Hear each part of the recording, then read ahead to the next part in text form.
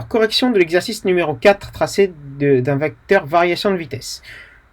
Un ballon de basket, chronophotographie, en V1, la vitesse V1 vaut 5,5 et la vitesse V2 4,6. On vous demande de tracer donc le vecteur delta V1 vers 2. Donc en fait c'est V2, c'est delta V2. D'accord. Donc en fait vous allez le tracer au point M2 avec l'échelle proposée 1 cm pour 1 mètre par seconde. Donc ici vous voyez que delta V1 vers 2 c'est V1 moins V2. D'accord. Alors, ici on va faire attention parce que c'est ce que je vous ai dit. Ça, c'est vrai dans tout mouvement rectiligne, mais pas forcément dans un mouvement curviligne. Là, ça fonctionne, on a de la chance, mais ça n'est pas une obligation. Alors, vous allez regarder, hop. La technique, c'est celle qui est dans la vidéo que je vous ai mis et que je vous invite vraiment à re-regarder. Donc ici, si on fait V2 moins V1 au niveau des normes, donc 4,6 moins 5,5, comme ça nous donnerait moins 0,9 mètres par seconde, mais comme une norme d'un vecteur ne peut pas être négative, on met la valeur absolue, d'accord, pour que on soit tranquille, ça fait 0,9 mètres par seconde. Donc avec l'échelle, ça nous fait 0,9 cm. Donc ici, vous voyez que au point 2, j'ai tracé V2 avec l'échelle, moins V1, et j'ai donc mon vecteur delta V1 vers 2, qui mesure, si vous faites bien, il mesure bien 0,9 cm. Donc là, ça fonctionne.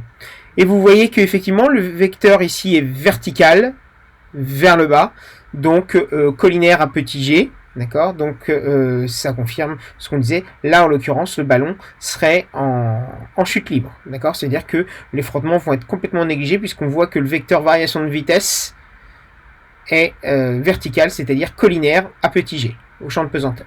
Okay. Donc, la méthode, normalement, quand vous avez, donc, hop,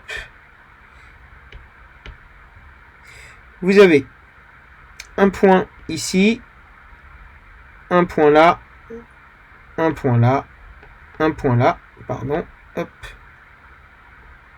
un point ici.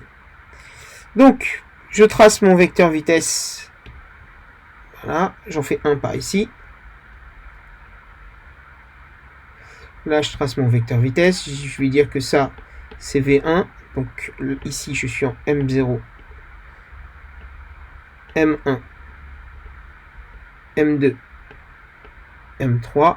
M3, on va le mettre un peu plus loin pour montrer que c'est un mouvement qui va être accéléré. M3, voilà. M3, je vais le mettre par là. Donc je vais pouvoir tracer V2 ici parallèle à M1, M3, donc un peu plus grand. Voilà, à la louche. Voilà, donc ici vous avez une échelle, vous tracez V1, vous tracez V2. Donc si je veux delta V2, voilà, ici j'ai moins V1.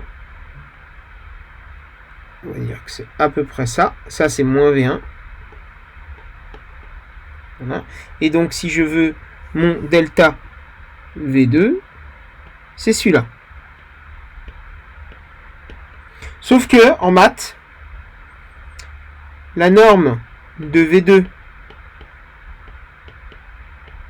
moins V1 va être légèrement plus grande ou égale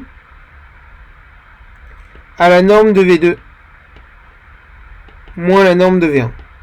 Donc attention, ça marche toujours. Vous pouvez le calculer comme dans l'exercice ici. Dans les mouvements rectilignes uniformes, ça fonctionne tout le temps. Là, ça fonctionne, on a de la chance.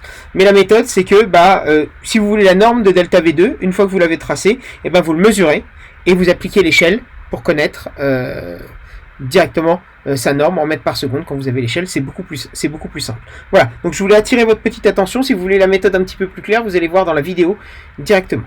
Merci à tous.